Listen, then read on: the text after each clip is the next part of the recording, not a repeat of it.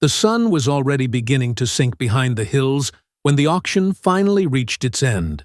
The barn, once filled with murmurs, and the shuffle of boots, now echoed mostly with silence. The auctioneer, tired and damp with sweat, lifted his mic one last time, his voice flat and worn. "All right, folks, last lot of the day. German Shepherd male, no papers condition, critical."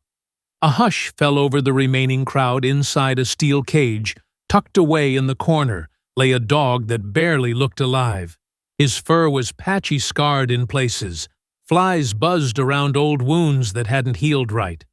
His ribs stood out like broken fingers under skin that barely hung on. Most striking of all were his eyes, dim, defeated. Not even scared anymore, just empty. No one moved. A couple of younger handlers snickered. Damn shame, wouldn't even make good security.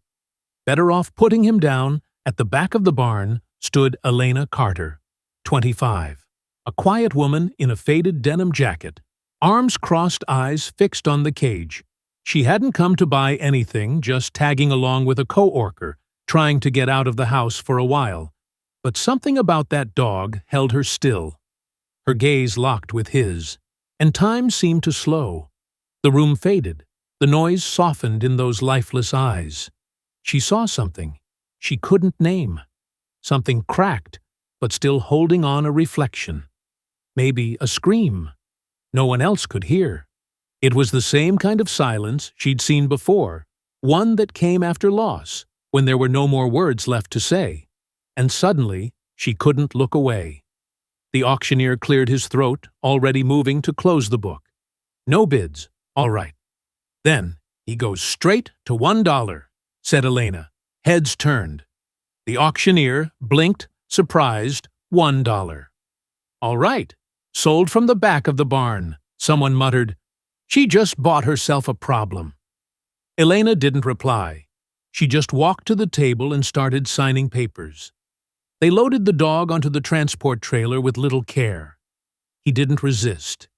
He couldn't. His limbs hung limp, like they no longer belonged to him. When they set him down, he didn't move, just laid there, breathing slow and shallow. One of the farm hands helping with the loading turned to Elena as she stood by the truck. "You sure about this?" he asked, half smiling, half pitying. "He won't last through the weekend." Elena didn't answer as the engine rumbled to life and the truck rolled forward. She slid into the passenger seat. The driver, another volunteer from the auction, glanced at her, unsure of what to say. The silence between them felt heavier than it should have. Halfway down the gravel road, the dog let out a soft, dry cough, then collapsed fully on his side. Elena twisted in her seat to look through the rear window, through the bars of the trailer gate. She could just barely see. His face, eyes still open, cloudy, but not gone. There was something still inside him. If he's still looking, she whispered to herself, then he's still trying. No one had ever fought for him.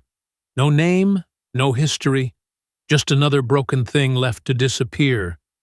But she knew what it meant to lose everything, to feel invisible in a world that keeps moving. She turned back to the road, folded her hands in her lap, and said nothing more that night. As they reached her property, she made a decision she would be the last person to give up on him, not because she believed in miracles, but because he deserved at least one person to believe he was worth saving. She parked near the barn and stepped out first. Then she walked to the trailer, opened the side door and crouched beside the dog. "All right," she whispered. "Let's try." Gently, she slipped one arm beneath his chest and the other under his hind legs. He was lighter than he looked, just skin, fur, and exhaustion. His body sagged in her grip, but he didn't resist. He didn't even whine. She carried him across the short stretch of yard to the small shed behind the barn, a space she'd cleaned out that morning, just in case. She eased him onto a soft towel laid out on the floor. The second she let go, he collapsed, curling into himself, as if trying to disappear. She filled a bowl with clean water, and set out a small portion of soft food. He didn't touch. It just lay there, chest rising shallowly. Eyes half closed. Elena didn't say anything. She sat cross-legged beside him, her back against the wall, listening to his breath, ragged but present.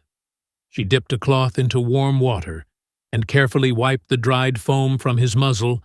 Then, almost as if speaking to someone far away, she whispered, "You don't deserve to end like this. Not like this." His ears twitched. The next morning she made a call to Dr. Samuels, the retired vet, who had once saved her daughter's kitten.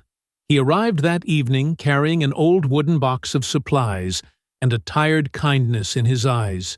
He examined the dog thoroughly, checking gums, joints, ears, belly, malnourished, infections everywhere.